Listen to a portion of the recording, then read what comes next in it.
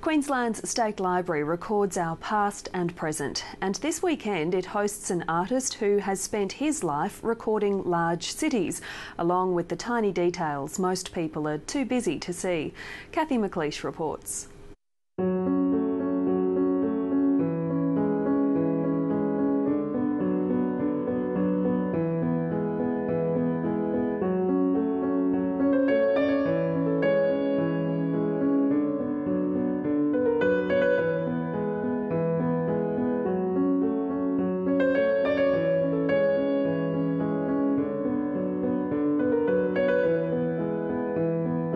I think there's an absolute murmur, a very exciting murmur that's going on at the moment.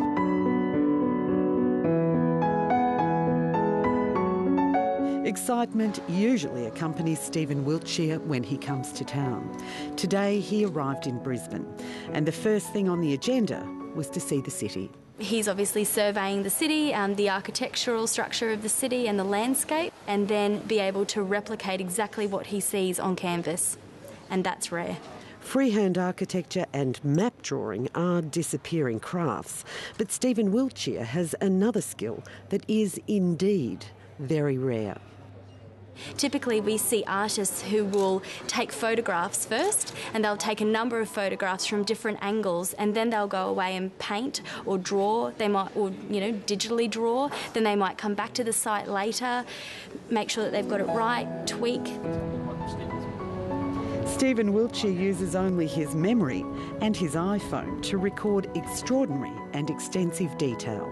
I was zooming in on this image of Tokyo, and just the accuracy to which he draws is unbelievable. And when I was looking at London and Rome and even Sydney, where he's been previously, and looking at how he's drawn even the windows in and the grass and people and cars, and just, it's mind-blowing. And it seems like it's an absolute snapshot in time, which it is. It's a moment in time in a city, and being able to appreciate that.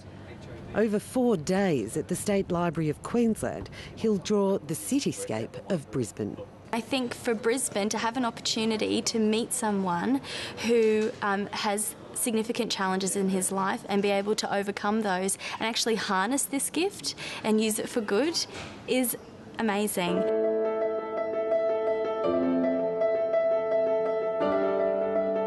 Stephen Wiltshire is one of only 100 savants in the world, a genius who at the age of 3 was diagnosed with autism.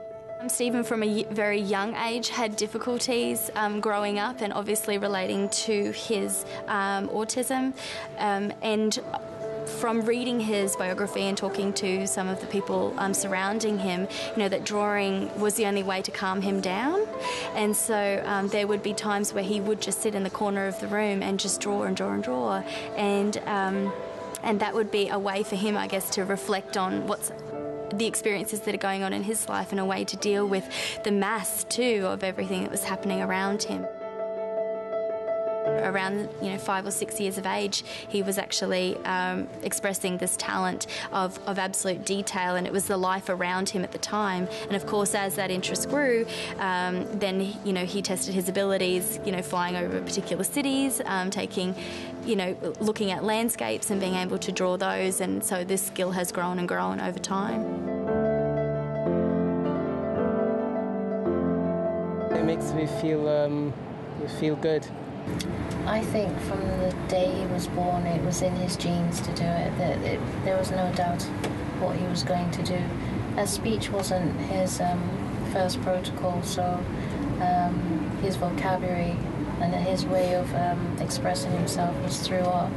Sometimes we take for granted our gifts, and we take for granted where we live and who is surrounding us in our community. And so for us to actually take this moment to celebrate another human being and to celebrate their gift, it is an extraordinary opportunity. And I think this is a moment for Brisbane. It is once in a lifetime. Stephen is once in a lifetime.